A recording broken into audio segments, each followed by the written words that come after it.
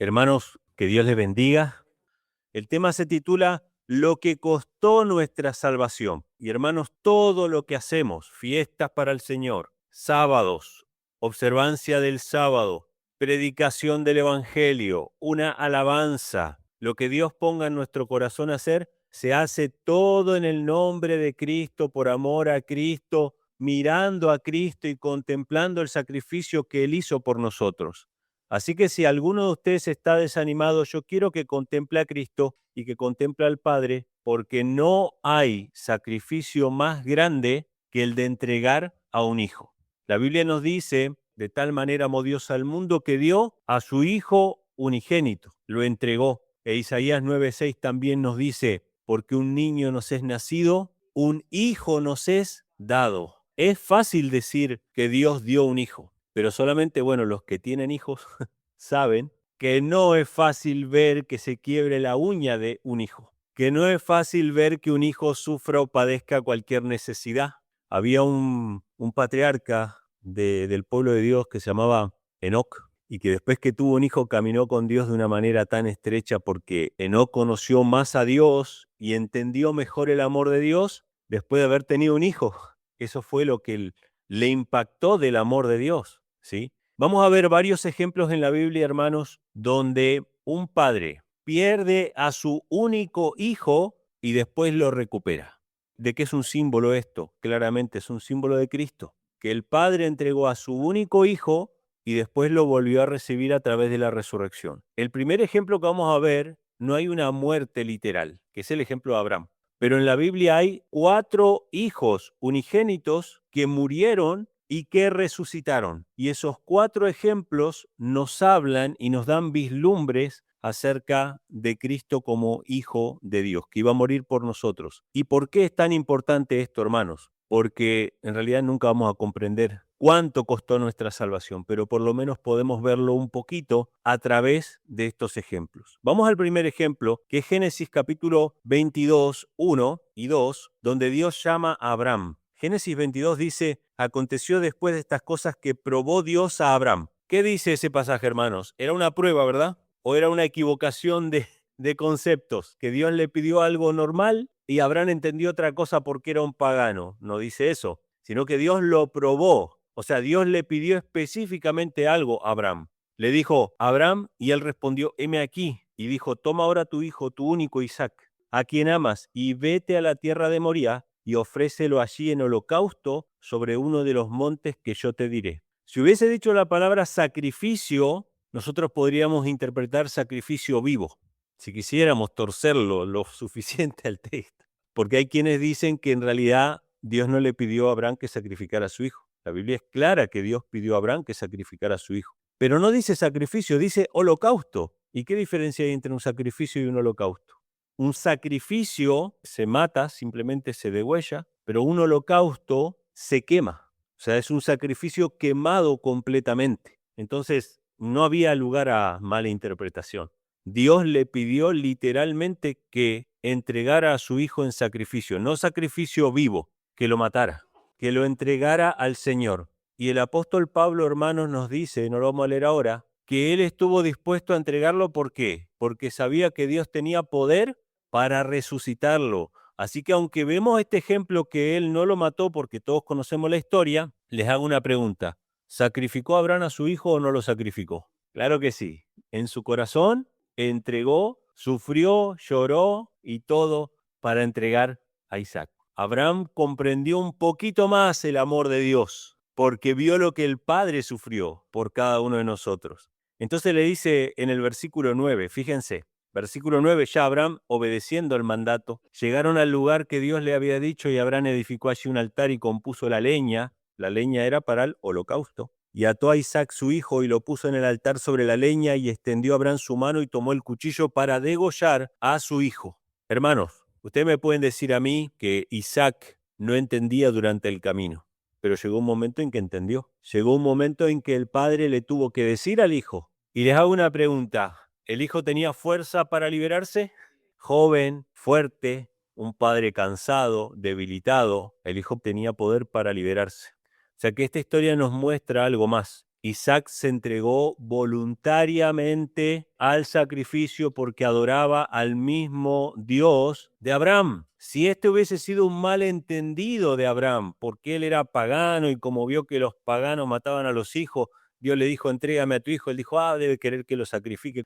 Hermanos, hoy se predica esto, de que Abraham, como era un pagano, entendió que había que matar al hijo y entonces fue para allá y no. La sierva del Señor dice que durante todo el padecimiento de Abraham, Satanás le hablaba a Abraham. ¿Y qué le decía Satanás a Abraham? Mira, Dios no te puede pedir que sacrifiques a su hijo porque Dios dice no matarás y Dios no puede contradecirse. Eso le decía el diablo a Abraham. Qué interesante, ¿sí? Entonces dice que en el versículo 11, entonces el ángel de Jehová le dio voces desde el cielo y dijo, Abraham, Abraham, y él respondió, heme aquí. No extiendas tu mano sobre el muchacho ni le hagas nada, porque ahora sé, no dice porque te confundiste, porque te equivocaste, porque me malinterpretaste, no, porque ahora sé que temes a Dios, pues que no me rehusaste a tu hijo, tu único. Está bien claro, ¿verdad? Entonces Abraham alzó sus ojos y miró, y he aquí un carnero a sus espaldas, trabado en un zarzal por sus cuernos, y fue Abraham y tomó el carnero y lo ofreció en holocausto en lugar de su hijo.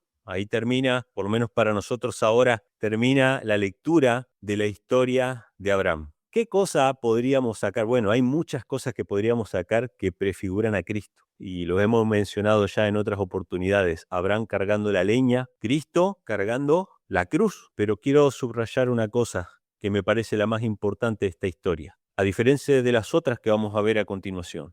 Isaac estuvo dispuesto a sacrificarse para cumplir la voluntad de Dios. Se entregó voluntariamente. Esto es lo que subrayo como una vislumbre de la cruz, ¿sí? Aunque Isaac sabemos que no murió, que Dios lo impidió, pero que el sacrificio fue hecho. La entrega total fue hecha de parte de Abraham. ¿Qué cosa destaco de esto? Isaac se entregó voluntariamente.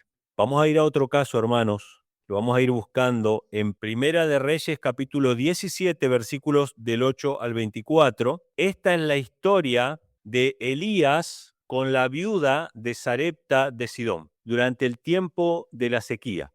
Dios guió al profeta Elías a que visitara a esta mujer. Jesús cita el caso de Elías y de esta viuda cuando predicó en Nazaret, ¿se acuerdan? En la sinagoga. Muchas viudas había en Israel en tiempos de Elías, pero fue a una viuda extranjera de Sarepta de Sidón a quien Dios bendijo. Y muchos leprosos había en Israel en tiempos de Eliseo, pero fue a Naamán el sirio, al extranjero. Hermanos, qué tremendo esto, ¿no? A veces hay más fe, más buena voluntad, más deseo de hacer la voluntad de Dios sincera de aquellos que no conocen la verdad. Sin embargo, están dispuestos a recibirla. Vamos a leerlo. Dice la palabra de Jehová vino a él diciendo, levántate, vete a Sarepta de Sidón y allí morarás. He aquí yo he mandado allí a una mujer viuda que te sustente. Qué tremendo esto, hermanos. Se le caía la cara de vergüenza a Elías de tener que ir a la casa de una viuda a que lo sustente. Los fariseos tomaron este ejemplo para abusar de las viudas y de las personas mayores, de las cuales devoraban sus casas. Jesús lo dice esto en Mateo 23, vosotros devoráis las casas de las viudas y como excusa hacéis largas oraciones. Si usted es ministro, si usted es pastor, no tiene necesidad de que una viuda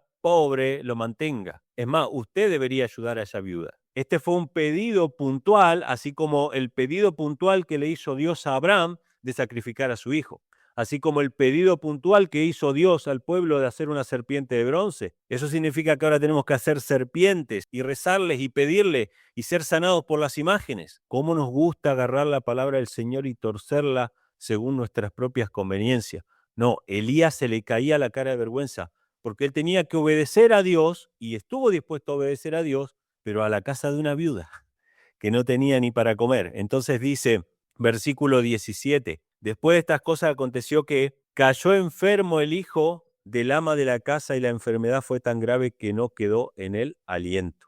Hemos saltado la parte, ¿no?, donde le da de comer, le da primero a Elías y Dios multiplica el alimento. Y dice en el versículo 18, y ella dijo a Elías, ¿qué tengo yo contigo, varón de Dios? Has venido a mí para traer en memoria mis iniquidades y para hacer morir a mi hijo.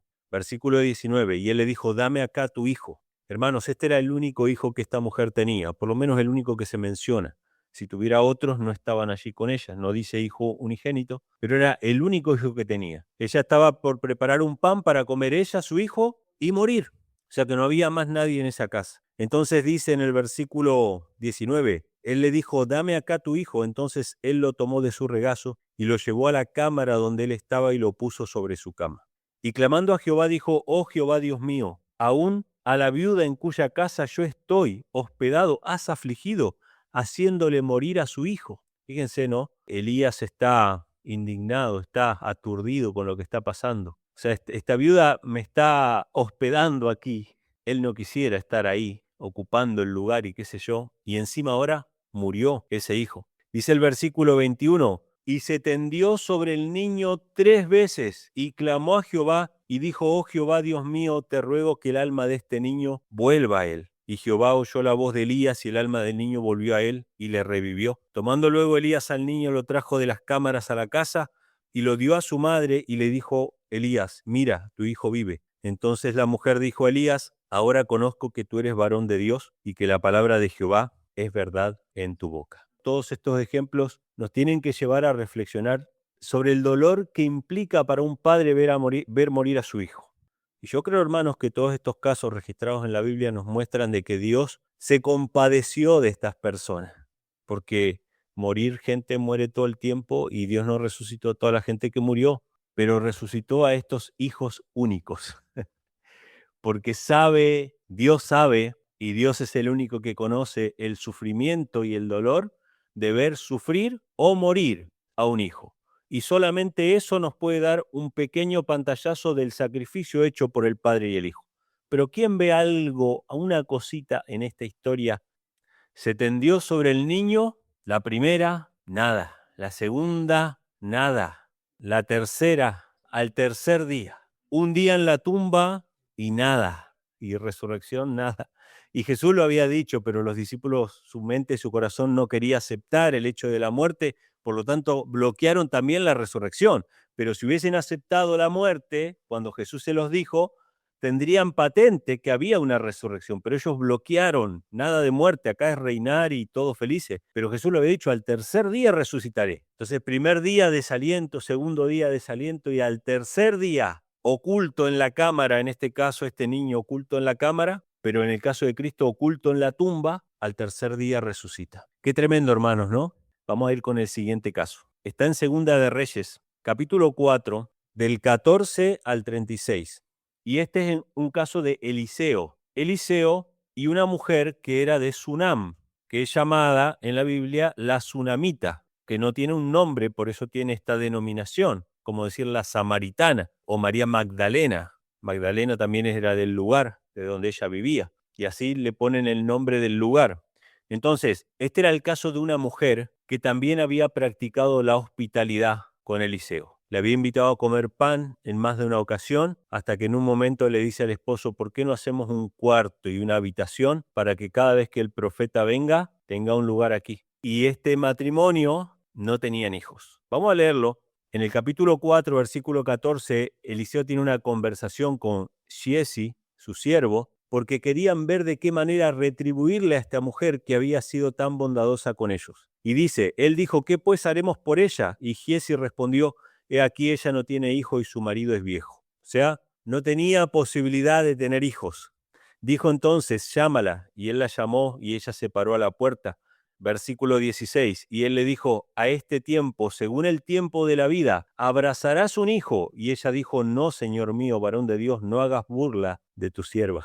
Ustedes ya van a ver un patrón con Cristo, ¿no? Porque María, en el momento en que tuvo su hijo, no podía tener hijos, porque era virgen. En este caso, el esposo no podía procrear porque era un hombre ya mayor y ellos no tenían hijos. Así que acá vemos el milagro. Este hijo es por un milagro. Dice, a este tiempo, según el tiempo de la vida, abrazarás a un hijo. Y ella dijo, no, Señor mío, varón de Dios, no hagas burla de tu sierva. Verso 17. Mas la mujer concibió y dio a luz un hijo en aquel tiempo que Eliseo le había dicho según el tiempo de la vida. Vamos al versículo 18. Y cuando el niño creció, aconteció que un día salió a su padre, a los segadores, y dijo a su padre, ¡ay, mi cabeza, mi cabeza! Y su padre dijo a un criado, llévalo a su madre. Y habiéndole él tomado y traído a su madre, estuvo sentado sobre sus rodillas hasta el mediodía y murió. Qué tremendo, ¿no?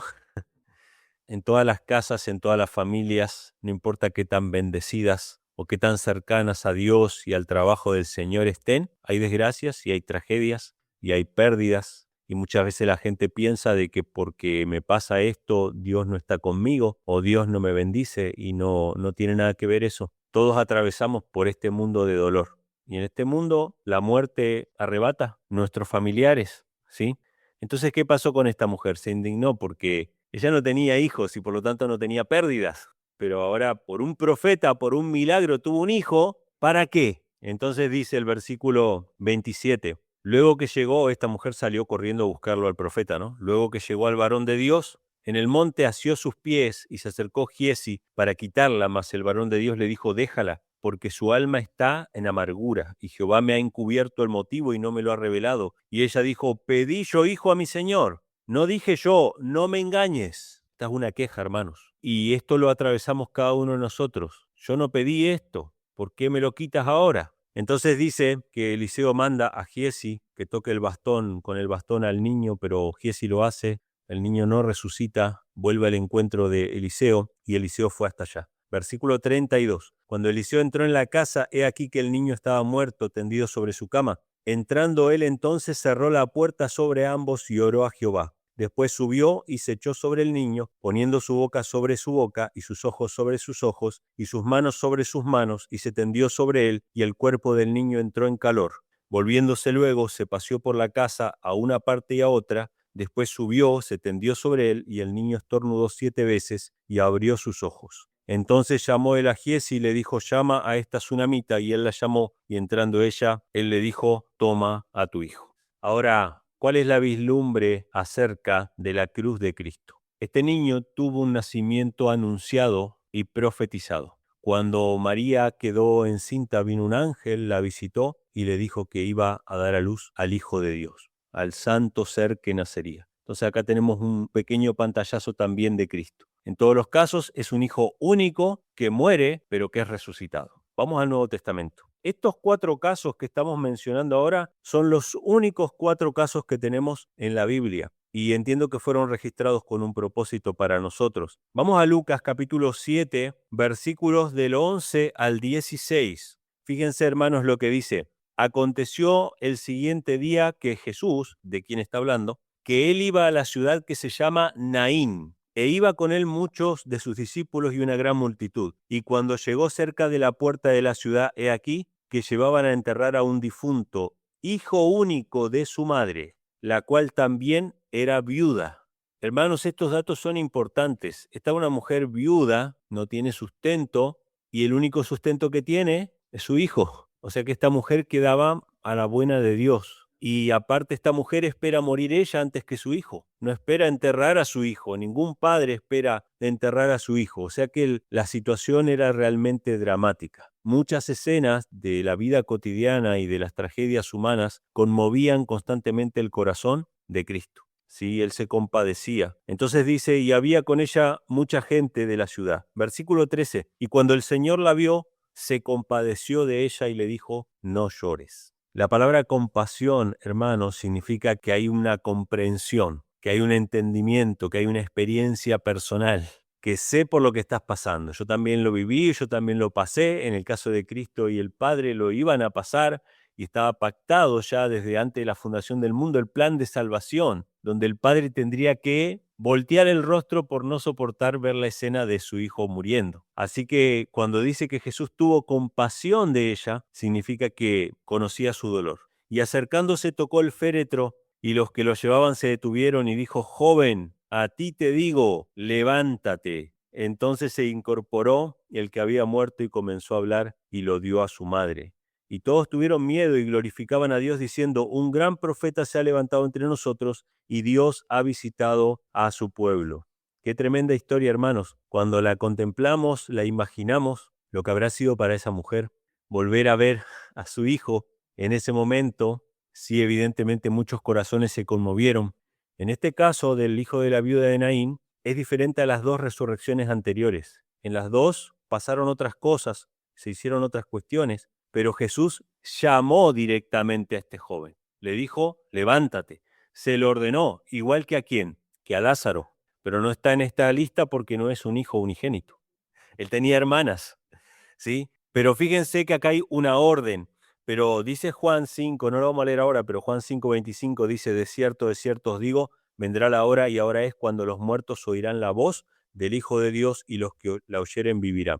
Entonces, vemos acá un paralelo también con la resurrección de Cristo. A Cristo se lo llamó directamente a la vida y Cristo resucitó. Así que acá tenemos el tercer ejemplo, o el cuarto podríamos mencionar junto con el de Abraham. Y vamos a ir al último, hermanos. Está en Lucas capítulo 8, versículos 41 al 55. Y ahora sí es la hija de Jairo. Y también en este caso, hermanos, es una hija única, unigénita podríamos decir. Y por lo tanto, obviamente despertó la compasión de Cristo. Lucas capítulo 8, versículos 41, dice así: He aquí que un varón llamado Jairo, que era príncipe de la sinagoga, vino y postrándose a los pies de Jesús le rogaba que entrase en su casa, porque tenía una hija única, como de 12 años, y ella se estaba muriendo, y yendo la multitud le apretaba. Sabemos que hubo una interrupción en ese pedido, que fue la mujer con flujo de sangre, y hay toda una escena ahí que retrasa a Cristo, y Cristo no puede llegar a tiempo hasta que esa muchacha muere. Versículo 49. Hablando él aún, vino uno del príncipe de la sinagoga a decirle, tu hija ha muerto, no molestes al maestro. Hermanos, Cristo tenía poder para resucitar muertos, pero ahí es donde entra el desánimo.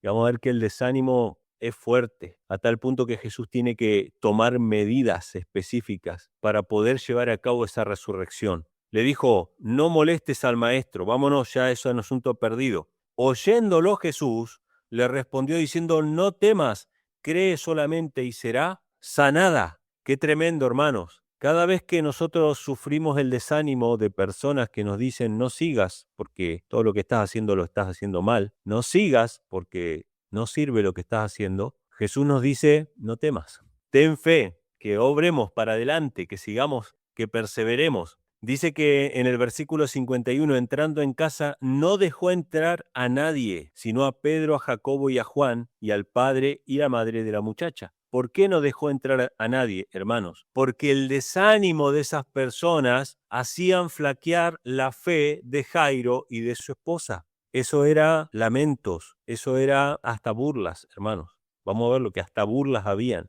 Entonces dice, versículo 52, y lloraban todos y hacían duelo por ella. Y él dijo, no lloréis, no está muerta, sino que duerme. ¿Por qué Jesús dice, no está muerta? ¿Por qué cuando Lázaro está muerto dice, no está muerto, está dormido solamente? Porque a Jesús la única muerte que hace referencia es a la segunda muerte. La segunda muerte es la definitiva, pero esta para Jesús es un sueño. Entonces él dice, no está muerta. Nosotros, cuando vamos al descanso, para Dios no estamos muertos, porque Él nos ve resucitados. Entonces, fíjense, hermanos, o creemos en las palabras de Cristo o en el desánimo de los hombres. Dice, Él dijo, no lloréis, no está muerta, sino que duerme. Y se burlaban de Él, sabiendo que estaba muerta. Mas Él echó fuera a todos. ¿Qué hizo?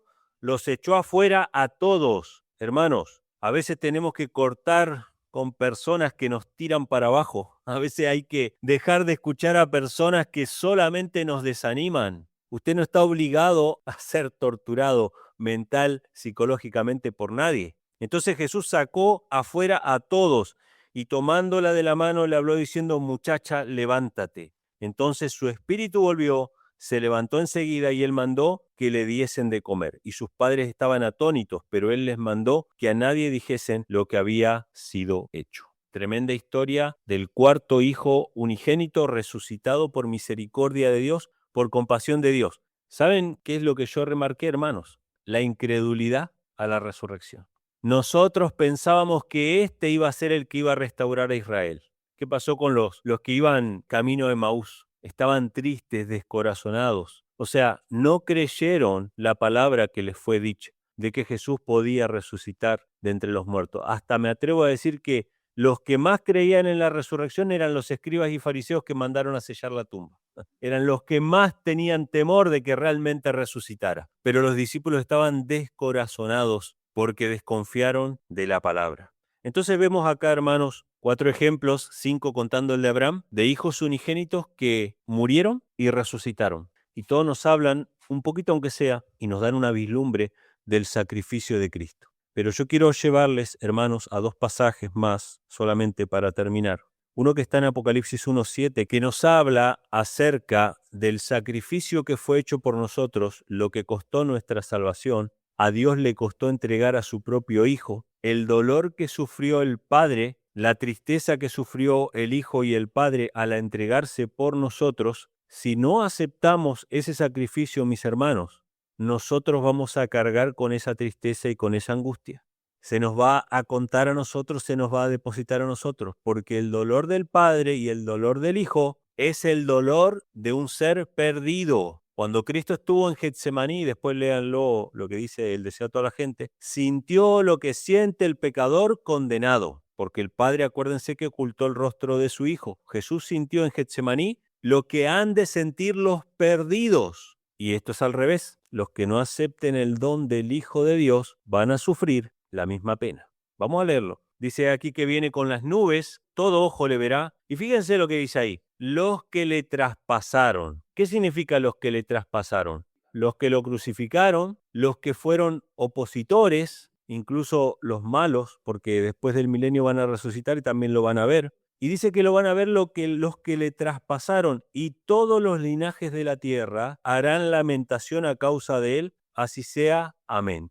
Yo les pregunto a estos que está describiendo acá, que son los que le traspasaron y que son también los que hacen lamentación, ¿son perdidos o salvados? Son perdidos, porque los salvados que van a decir, he aquí nuestro Dios, le hemos esperado y nos salvará. O sea que van a estar gozosos, pero los que van a estar tristes son perdidos. Dice, los que le traspasaron hacen lamentación cuando vean al Hijo unigénito de Dios. Vamos a un texto más, Zacarías 12, versículo 10, para que entendamos que este texto habla de los perdidos. En Zacarías 12:10 no nos habla de salvados, sino que nos habla de perdidos, y el dolor de los perdidos va a ser el dolor más grande, tristemente, que es el de perder a un hijo. Fíjense lo que dice, derramaré sobre la casa de David y sobre los moradores de Jerusalén espíritu de gracia y de oración, y mirarán a mí.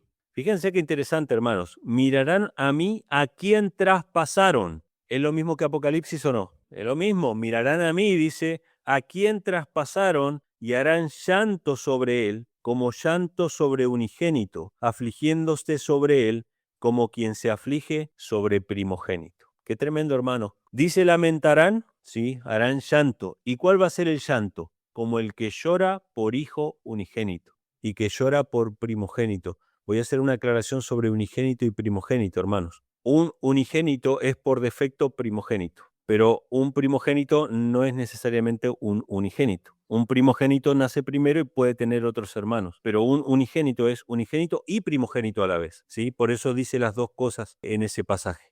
¿Cuál va a ser el llanto? ¿Cuál va a ser la lamentación de los que le traspasaron? El llanto como quien llora por un hijo unigénito, porque ese fue el costo de nuestra salvación. Cuando miramos la cruz del Calvario, lo que vemos es a un padre entregando a su hijo por nosotros. No hay dolor más grande. Dios comprende ese dolor. El dolor más grande del ser humano, que es ver a su hijo sufrir. Dios lo sufrió. Dios puede animarte, Dios puede consolarte. Si hoy estás desanimado por las cosas de la vida o por palabras que hieren tu corazón, te invito a mirar la cruz de Cristo, al Hijo de Dios crucificado por cada uno de nosotros. Que Dios les bendiga, hermanos.